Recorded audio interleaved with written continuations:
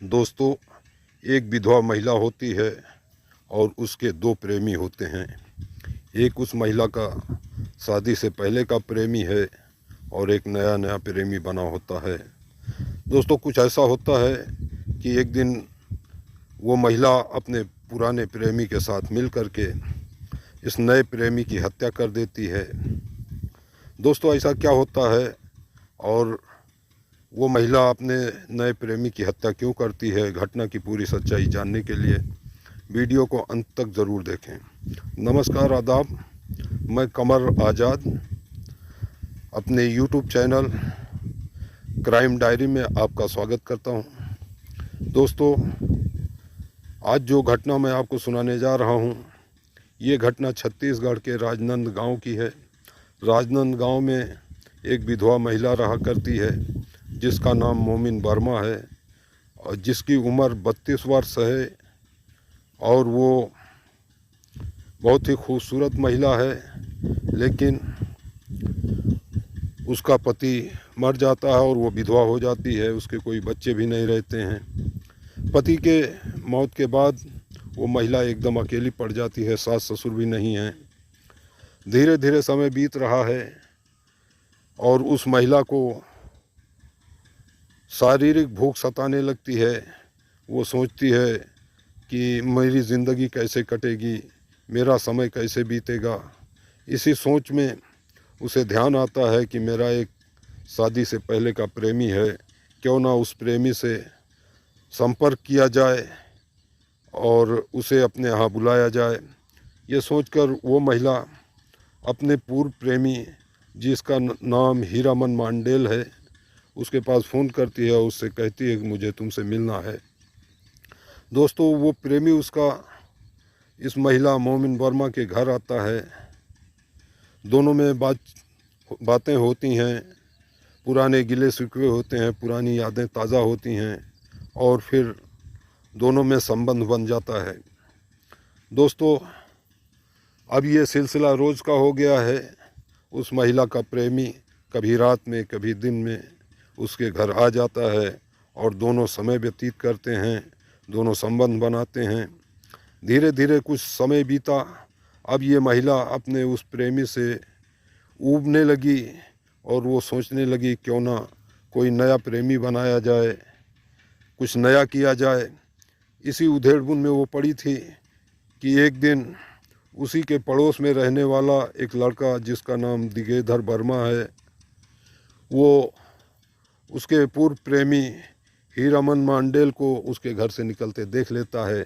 जब वो चला जाता है तो वो उस महिला से पूछता है कि भाभी, ये कौन था। वो महिला बताती है कि ये मेरा शादी से पहले का प्रेमी है, मेरा कोई सहारा नहीं है, तो मैं क्या करूं, मैं इसे फिर से इसके संपर्क में आ गई हूं। अब दिगेधर वर्मा सोचता है कि अगर मैं चांस मारना चाहूं तो मुझे भी चांस मिल जाता है। वो कहता है, भाभी, मैं आपके पड़ोस में रहता हूं, दूर से आना भी नहीं है, आपने कभी मुझे चांस नहीं दिया है।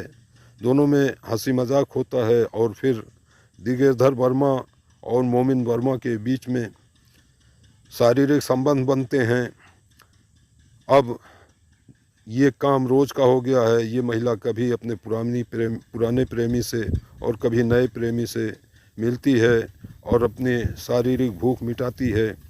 लेकिन वो अपने पुराने प्रेमी से ऊब चुकी थी, तो वो सोचती है कि इसको अब मना कर दिया जाए कि वो यहाँ ना आवे। तो वो महिला कहती है अपने पुराने प्रेमी से, हीरामन मांडेल से, कि अब तुम हमारे घर पे मत आया करो, क्योंकि महल्ले के लोगों को पता चल चुका है और हम दोनों बदनाम हो जाएंगे। उसका पुराना प्रेमी हीरामन मांडेल मान जाता है और वो आना जाना बंद कर देता है। अब ये महिला दिगेधर वर्मा से शारीरिक संबंध बनाती है। एक दिन दिगेधर वर्मा उस महिला से कहता है कि मुझे अप्राकृतिक संबंध बनाना है। वो महिला मना करती है तो दिगेधर वर्मा जिद करता है और इसी में दोनों का झगड़ा हो जाता है। दिगेधर वर्मा उस महिला को मारता पीटता है और जबरन उसके साथ अप्राकृतिक संबंध बना लेता है। अब ये सिलसिला रोज़ का हो गया है। दिगेधर वर्मा जब भी मोमिन वर्मा के घर आता है तो उससे अप्राकृतिक संबंध बनाता है। ये महिला परेशान हो जाती है और सोचती है कि किस तरीके से इससे छुटकारा पाया जाए। फिर उसे अपने पुराने प्रेमी का ख्याल आता है। वो उससे संपर्क करती है और उसको बताती है कि मेरे मोहल्ले में एक लड़का रहता है जो मुझे बहुत परेशान करता है। वो जबरन मेरे घर में घुस आता है और मेरे साथ अप्राकृतिक संबंध बनाता है। तुम इससे मुझे छुटकारा दिला दो। वो कहता है ठीक है, मैं आ रहा हूँ। और वो प्रेमी हीरामन मांडेल उस महिला के घर आता है और घर में आकर के दोनों को प्लान बनाते हैं कि किस तरीके से इसे रास्ते से हटाया जाए। हीरामन मांडेल उसके घर में छुप जाता है और ये महिला दिगेधर वर्मा को अपने घर बुलाती है और उसके साथ संबंध बनाने शुरू कर देती है। मौका देखकर दिगेधर वर्मा को हीरामन मांडेल ने एक भारी चीज़ से दिगेधर वर्मा के सर पर वार कर देता है और वो वहीं खून से लथपथ होकर तड़पने लगता है और मर जाता है।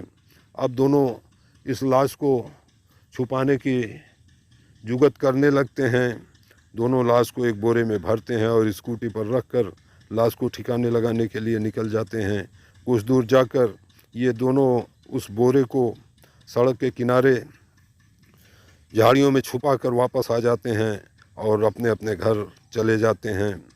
दूसरे दिन वो बोरा लोगों की नज़रों के सामने आता है। लोग उस बोरे को खोलते हैं तो उसमें लाश मिलती है। पुलिस को सूचना दी जाती है। पुलिस आती है और उस लाश की शिनाख्त कराने में जुट जाती है। फिर लाश की शिनाख्त होती है। अब पुलिस ये पता लगाने में जुट जाती है कि इसकी हत्या किसने की है। फिर पुलिस को पता चलता है कि इसी महल्ले में रहने वाली एक विधवा महिला से इसका संबंध था। पुलिस उस महिला के पास आती है, मोमिन वर्मा को उठा लेती है और उससे कड़ाई से पूछताछ करती है। तो मोमिन वर्मा ज़्यादा देर तक टिक नहीं पाती है और सारी सच्चाई वो उगल देती है और कहती है कि ये मेरे साथ अप्राकृतिक संबंध बनाता था, इसलिए मैंने इसे रास्ते से हटा दिया। पुलिस उसका चालान कर देती है। दोस्तों, आपका क्या कहना है इसके बारे में? क्या मोमिन वर्मा ने जो किया वो ठीक किया, या मोमिन वर्मा ने जो हत्या की है उसको उसकी क्या सज़ा मिलनी चाहिए? कमेंट बॉक्स में अपनी राय ज़रूर बताएं।